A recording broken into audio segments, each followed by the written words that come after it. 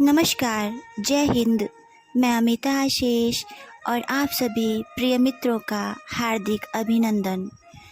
आज मैं लेकर आई हूँ मुंशी प्रेमचंद्र की एक अनोखी कहानी, सेवा मार्ग। तारा ने 12 वर्ष तक दुर्गा की तपस्या की। ना पलंग पर सोई, ना केशों को संवारा और ना नेत्रों में सुरमा लगाया। गेरुआ वस्त्र पहनती और रूखी रोटियां खाती। उसका मुख मुरझाई कली की भांति था, नेत्र ज्योतिहीन और हृदय एक शून्य बीहड़ मैदान। उसे केवल यही लौ लगी थी कि माता दुर्गा के दर्शन पाऊं। शरीर मोमबत्ती की तरह घुल रहा था, पर यह लौ दिल से न जाती थी। यही उसकी इच्छा थी, यही उसका जीवनोद्देश्य। घर के लोग उसे पागल कहते। माता समझाती, बेटी तुझे क्या हो गया है? क्या तू सारा जीवन रो रो कर काटेगी? इस समय के देवता पत्थर के होते हैं। पत्थर को भी कभी किसी ने पिघलते देखा है? देख, तेरी सखियां पुष्प की भांति विकसित हो रही हैं, नदी की तरह बढ़ रही हैं। क्या तुझे मुझ पर दया नहीं आती? तारा कहती, माँ, अब तो जो लगन लगी वह लगी। या तो देवी के दर्शन पाऊंगी या यही इच्छा लिए हुए संसार से पयान कर जाऊंगी। तुम समझ लो मैं मर गई। इस प्रकार पूरे 12 वर्ष व्यतीत हो गए और तब देवी प्रसन्न हुई। रात का समय था, चारों ओर सन्नाटा छाया हुआ था। मंदिर में एक धुंधला सा घी का दीपक जल रहा था। तारा दुर्गा के पैरों पर माथा नवाए सच्ची भक्ति का परिचय दे रही थी। एकाएक उस पाषाण मूर्ति देवी के तन में स्फूर्ति प्रकट हुई। तारा के रोंगटे खड़े हो गए। वह धुंधला दीपक दैदीप्यमान हो गया। मंदिर में चित्ताकर्षक सुगंध फैल गई और वायु में सजीवता प्रतीत होने लगी। देवी का उज्जवल रूप पूर्ण चंद्रमा की भांति चमकने लगा। ज्योतिहीन नेत्र जगमगा उठे, होंठ खुल गए। आवाज आई, तारा, मैं तुमसे प्रसन्न हूँ। मांग, क्या वर मांगती है? तारा खड़ी हो गई। उसका शरीर इस भांति कांप रहा था जैसे प्रातःकाल के समय कंपित स्वर में किसी कृषक के गाने की ध्वनि। उसे मालूम हो रहा था मानो वह वायु में उड़ी जा रही है। उसे अपने हृदय में उच्च विचार पूर्ण प्रकाश का आभास हो रहा था। उसने दोनों हाथ जोड़कर भक्तिभाव से कहा, भगवती, तुमने मेरी 12 वर्ष की तपस्या पूरी की। किस मुख से तुम्हारा गुणानुवाद पाऊं? मुझे संसार की वे अलभ्य वस्तुएं प्रदान हो जो इच्छाओं की सीमा और मेरी अभिलाषाओं का अंत है। मैं वह ऐश्वर्य चाहती हूँ जो सूर्य को भी मात कर दे। देवी ने मुस्कुराकर कहा, स्वीकृत है। तारा, वह धन जो काल चक्र को भी लज्जित करे। देवी ने मुस्कुराकर कहा, स्वीकृत है। तारा, वह सौंदर्य जो अद्वितीय हो। देवी ने मुस्कुराकर कहा, यह भी स्वीकृत है। तारा कुंवरी ने शेष रात्रि जाग कर व्यतीत की। प्रभात काल के समय उसकी आंखें क्षण भर के लिए झपक गईं। जागी तो देखा कि मैं सिर से पांव तक हीरे व जवाहिरों से लदी हुई हूँ। उसके विशाल भवन के कलश आकाश से बातें कर रहे थे। सारा भवन संगमरमर से बना हुआ, अमूल्य पत्थरों से जड़ा हुआ। द्वार पर नौबत बज रही थी। उसके आनंददायक सुहावने शब्द आकाश में गूंज रहे थे। द्वार पर मीलों तक हरियाली छाई थी। दासियां स्वर्णाभूषणों से लदी हुई, सुनहरे कपड़े पहने हुए चारों ओर दौड़ती थीं। तारा को देखते ही वे स्वर्ण के लोटे और कटोरे लेकर दौड़ी। तारा ने देखा कि मेरा पलंग हाथी दांत का है। भूमि पर बड़े कोमल बिछौने बिछे हुए हैं। सिरहाने की ओर एक बड़ा सुंदर ऊंचा शीशा रखा हुआ है। तारा ने उसमें अपना रूप देखा, चकित रह गई। उसका सुंदर रूप चंद्रमा को भी लज्जित करता था। दीवार पर अनेकानेक सुप्रसिद्ध चित्रकारों के मनमोहक चित्र टंगे थे। पर ये सब के सब तारा की सुंदरता के आगे तुच्छ थे। तारा को अपनी सुंदरता पर गर्व हुआ। वह कई दासियों को लेकर वाटिका में गई। वहाँ की छटा देखकर वह मुग्ध हो गई। वायु में गुलाब और केसर घुले हुए थे। रंग बिरंगे पुष्प वायु के मंद मंद झोंकों से मतवालों की तरह झूम रहे थे। तारा ने एक गुलाब का फूल तोड़ लिया और उसके रंग और कोमलता की अपने अधर पल्लव से समानता करने लगी। गुलाब में वह कोमलता न थी। वाटिका के मध्य में एक बिल्लौर जड़ित हौज था। उसमें हंस और बतख किल्लोले कर रहे थे। एकाएक तारा को ध्यान आया कि मेरे घर के लोग कहाँ हैं। दासियों से पूछा। उन्होंने कहा, श्रीमती, वे लोग पुराने घर में हैं। तारा ने अपनी अटारी पर जाकर देखा। उसे अपना पहला घर एक साधारण झोपड़े की तरह दृष्टिगोचर हुआ। उसकी बहनें उसकी साधारण दासियों के समान भी न थीं। माँ को देखा, वह आंगन में बैठी चरखा काट रही थी। तारा पहले सोचा करती थी कि जब मेरे दिन चमकेंगे तो मैं इन लोगों को भी अपने साथ रखूंगी और उनकी भली भांति सेवा करूंगी। पर इस समय धन के गर्व ने उसकी पवित्र हार्दिक इच्छा को निर्बल बना दिया था। उसने घर वालों को स्नेह रहित दृष्टि से देखा और तब वह उस मनोहर गान को सुनने चली गई जिसकी प्रतिध्वनि उसके कानों में आ रही थी। एक बारगी जोर से धड़ाका हुआ, बिजली चमकी और बिजली की छटाओं में से एक ज्योत स्वरूप नवयुवक निकलकर तारा के सामने नम्रता से खड़ा हो गया। तारा ने पूछा, तुम कौन हो? नवयुवक ने कहा, श्रीमती, मुझे विद्युत सिंह कहते हैं। मैं श्रीमती जी का आज्ञाकारी सेवक हूँ। उसकी विदा होते ही वायु के उष्ण झोंके चलने लगे। आकाश में एक प्रकाश दृष्टिगोचर हुआ। वह क्षण मात्र में उतरकर तारा कुंवर के समीप ठहर गया। उसमें से एक ज्वालामुखी मनुष्य ने निकलकर तारा के पदों को चूमा। तारा से पूछा, तुम कौन हो? तारा ने पूछा, तुम कौन हो? उत्तर मिला, श्रीमती, मेरा नाम अग्नि सिंह है। मैं श्रीमती का आज्ञाकारी सेवक हूँ। वह अभी जाने भी न पाया था कि एक बारगी सारा महल ज्योति से प्रकाशमान हो गया। जान पड़ता था सैकड़ों बिजलियां मिलकर चमक रही हैं। वायु सेवक हो गई। एक जगमगाता हुआ सिंहासन आकाश पर देख पड़ा। वह शीघ्रता से पृथ्वी की ओर चला और तारा कुंवर के पास आकर ठहर गया। उससे एक प्रकाश में रूप का बालक, जिसके रूप से गंभीरता प्रकट होती थी, निकलकर तारा के सामने शिष्ट भाव से खड़ा हो गया। तारा ने पूछा, तुम कौन हो? बालक ने उत्तर दिया, श्रीमती, मुझे मिस्टर रेडियम कहते हैं। मैं श्रीमती का आज्ञापालक हूँ। धनी लोग तारा के भय से थर्राने लगे। उसके आश्चर्यजनक सौंदर्य ने संसार को चकित कर दिया। बड़े बड़े महीपति उसकी चौखट पर माथा रगड़ने लगे। जिसकी ओर उसकी कृपा दृष्टि हो जाती वह अपना अहोभाग्य समझता, सदैव के लिए उसका बेदाम का गुलाम बन जाता। एक दिन तारा अपनी आनंद वाटिका में टहल रही थी। अचानक किसी के गाने का मनोहर शब्द सुनाई दिया। तारा विक्षिप्त हो गई। उसके दरबार में संसार के अच्छे अच्छे गवैये मौजूद थे, पर वह चित्ताकर्षकता जो इन सुरों में थी कभी अवगत न हुई थी। तारा ने गायक को बुला भेजा। एक क्षण के अंदर वाटिका में एक साधु आया। सिर पर जटाएं, शरीर में भस्म रमाए, उसके साथ एक टूटा हुआ बीन था। उसी से वह प्रभावशाली स्वर निकलता जो हृदय के अनुरक्त स्वरों से कहीं प्रिय था। साधु आकर हौज के किनारे बैठ गया। उसने तारा के सामने शिष्ट भाव नहीं दिखाया। तारा से इधर उधर दृष्टि आश्चर्य से इधर उधर दृष्टि नहीं डाली। उस रमणीय स्थान पर वह अपना सुर अलापने लगा। तारा का चित्त विचलित हो उठा। दिल में अपार अनुराग का संचार हुआ। मदमत्त होकर टहलने लगी। साधु के सुमनोहर मधुर आलाप से पक्षी मग्न हो गए। पानी में लहरें उठने लगीं, वृक्ष झूमने लगे। तारा ने उन चित्ताकर्षक सुरों से एक चित्र खिंचते हुए देखा। धीरे धीरे चित्र प्रकट होने लगा, उसमें स्फूर्ति आई और तब वह खड़ी होकर नृत्य करने लगी।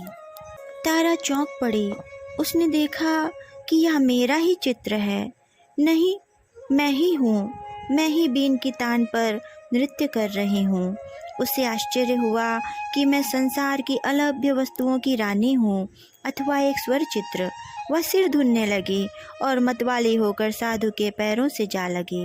उसकी दृष्टि में एक आश्चर्यजनक परिवर्तन हो गया। सामने के फले फूले वृक्ष और तरंगे मारता हुआ हौज और मनोहर कुंज सब लोप हो गए। केवल वही साधु बैठा बीन बजा रहा था और वह स्वयं उसकी तालों पर थिरक रही थी। वह साधु अब प्रकाश में तारा और अलौकिक सौंदर्य की मूर्ति बन गया था। जब मधुर आलाप बंद हुआ तब तारा होश में आई। उसका चित्त हाथ से जा चुका था। वह उस विलक्षण साधु के हाथों बिक चुकी थी। तारा बोली, स्वामी जी, यह महल, यह धन, यह सुख और सौंदर्य सब आपके चरण कमल पर निछावर हैं। इस अंधेरे महल को अपने कोमल चरणों के प्रकाशमान कीजिए। साधुओं को महल और धन का क्या काम? मैं इस घर में नहीं ठहर सकता। तारा, संसार के सारे सुख आपके लिए उपस्थित हैं। साधु, मुझे सुखों की कामना नहीं। तारा, मैं आजीवन आपकी दासी रहूंगी। यह कहकर तारा ने आईने में अपने अलौकिक सौंदर्य की छटा देखी और उसके नेत्रों में चंचलता आ गई। साधु, नहीं तारा कुंवरी, मैं इस योग्य नहीं हूँ। यह कहकर साधु ने बीन उठाया और द्वार की ओर चला गया। तारा का गर्भ टूक टूक हो गया। लज्जा से सिर झुक गया। वह मूर्छित होकर भूमि पर गिर पड़ी। मन में सोचा, मैं धन में, ऐश्वर्य में, सौंदर्य में जो अपनी समता नहीं रखती, एक साधु की दृष्टि में इतनी तुच्छ। तारा को अब किसी प्रकार चैन नहीं था। उसे अपना भवन, ऐश्वर्य भयानक मालूम होने लगा। बस साधु का एक चंद्र स्वरूप उसकी आंखों में नाच रहा था और उसका स्वर्गीय गान कानों में गूंज रहा था। उसने अपने गुप्तचरों को बुलाया और साधु का पता लगाने की आज्ञा दी। बहुत छानबीन के पश्चात उसकी कुटी का पता लगा। तारा नित्य प्रति वायुयान में बैठकर साधु के पास जाती। कभी उस पर लाल जवाहर लुटाती, कभी रत्न और आभूषण की छटा दिखाती, पर साधु इससे तनिक भी विचलित न हुआ। तारा के माया जाल का उस पर कुछ भी असर न हुआ। तब तारा कुंवरी फिर दुर्गा के मंदिर में गई और देवी के चरणों पर सिर रखकर बोली, माता, तुमने मुझे संसार के सारे दुर्लभ पदार्थ प्रदान किए। मैंने समझा था कि ऐश्वर्य में संसार को दास बना लेने की शक्ति है, पर मुझे अब ज्ञान हुआ कि प्रेम पर ऐश्वर्य, सौंदर्य और वैभव का कुछ भी अधिकार नहीं। अब एक बार मुझ पर फिर वही कृपा दृष्टि हो। कुछ ऐसा कीजिए कि जिस निष्ठुर के प्रेम में मैं मरी जा रही हूँ, उसे भी मुझे देखे बिना चैन न आए, उसकी आंखों में भी नींद हराम हो जाए, वह भी मेरे प्रेम पद में चूर हो जाए। देवी के होंठ खुले, वह मुस्कुराई, उसके अधर पल्लव विकसित हुए। बोली, सुनाई दे तारा, मैं संसार के सारे पदार्थ प्रदान कर सकती हूँ, पर स्वर्ग सुख मेरी शक्ति से बाहर है। प्रेम स्वर्ग सुख का मूल है। तारा, माता, संसार के सारे ऐश्वर्य मुझे जंजाल जान पड़ते हैं। बताइए, मैं अपने प्रीतम को कैसे पाऊंगी? देवी, उसका एक ही मार्ग है, पर है वह बहुत कठिन। भला तुम उस पर चल सकोगी? तारा, वह कितना ही कठिन हो, मैं उस मार्ग का अवलंब अवश्य करूंगी। देवी, अच्छा तो सुनो, वह सेवा मार्ग है। सेवा करो, प्रेम सेवा से ही मिल सकता है। तारा ने अपने बहुमूल्य आभूषणों और रंगीन वस्त्रों को उतार दिया, दासियों से विदा हुई, राजभवन को त्याग दिया, अकेले नंगे पैर साधु की कुटी में चली और सेवा मार्ग का अवलंब किया। वह कुछ रात रहे उठती, कुटी में झाड़ू देती, साधु के लिए गंगा से जल लाती, जंगलों से पुष्प चुनती। साधु नींद में होते तो वह उन्हें पंखा झलते, जंगली फूल तोड़ लाती और केले के पत्तल बनाकर साधु के सम्मुख रखती। साधु नदी में स्नान करने जाया करते थे। तारा रास्ते के कंकड़ चुनती। उसने कुटी के चारों ओर पुष्प लगाए, गंगा से पानी लाकर सींचती, उन्हें हरा भरा देखकर प्रसन्न होती। उसने मदार की रुई बटोरी, साधु के लिए नर्म गद्दे तैयार किए। अब और कोई कामना न थी। सेवा स्वयं अपना पुरस्कार और फल थी। तारा को कई कई दिन उपवास करना पड़ता था। हाथों में गड्ढे पड़ गए थे, पैर कांटों से छलनी हो गए थे, धूप से कोमल गात मुरझा गया, पर उसके हृदय में अब स्वार्थ और गर्व का शासन न था। वहाँ प्रेम का राज था। वहाँ अब उस सेवा की लगन थी जिससे कलुषता की जगह आनंद का स्रोत बहता है और कांटे पुष्प बन जाते हैं। जहाँ अश्रुधारा की जगह नेत्रों से अमृत जल की वर्षा होती है और दुख विलाप की जगह आनंद के राग निकलते हैं। जहाँ के पत्थर रुई से ज़्यादा कोमल हैं और शीतल वायु से भी मनोहर। तारा भूल गई कि मैं सौंदर्य में अद्वितीय हूँ। धनविलासिनी तारा अब केवल प्रेम की दासी थी। साधु को वन के खगों और मृगों से प्रेम था। वे कुटी के पास एकत्रित हो जाते।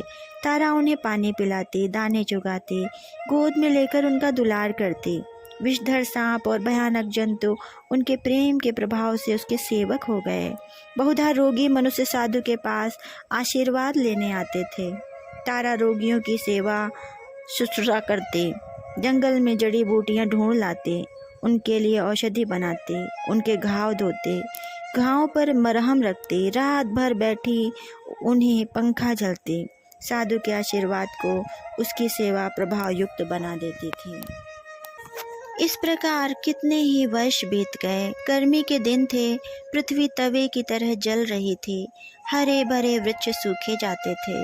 गंगा गर्मी से सिमट गई। तारा को पानी लेने के लिए बहुत दूर रेत में चलना पड़ता। उसका कोमल अंग चूर चूर हो जाता। जलती हुई रेत के में तलवे भुन जाते। इसी दशा में एक दिन वह हताश होकर एक वृक्ष के नीचे दम भर लेने के लिए बैठ गई। उसके नेत्र बंद हो गए। उसने देखा देवी मेरे सम्मुख खड़ी कृपा दृष्टि से मुझे देख रही हैं।